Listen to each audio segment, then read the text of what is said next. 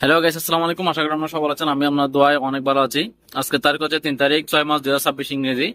তো আজকে ডিমের রেট হচ্ছে আলহামদুলিল্লাহ। আজকে ডিমের রেট কালকের মতোই আছে। আজকে ডিমের রেট সাবেকে আছে, বাড়েও নাই কমেও নাই। গতকালকে যে রেট ছিল সেটা হচ্ছে আজকের রেট।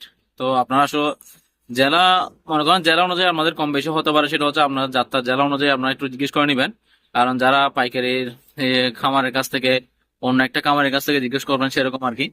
কারণ আপনারা কোনোদিনও এই যারা পাইকারি ডিম বিক্রি করে তাদের কাছ থেকে জিজ্ঞেস না করে 2-3 জন খামারে ভাইয়ের কাছ থেকে জিজ্ঞেস করলে, তারপর পাইকারি কাছ থেকে জিজ্ঞেস করলে সেটা হচ্ছে ভালো হয়। কারণ পাইকারি অনেক সময় বেশিও বলে, অনেক সময় কমও বলে।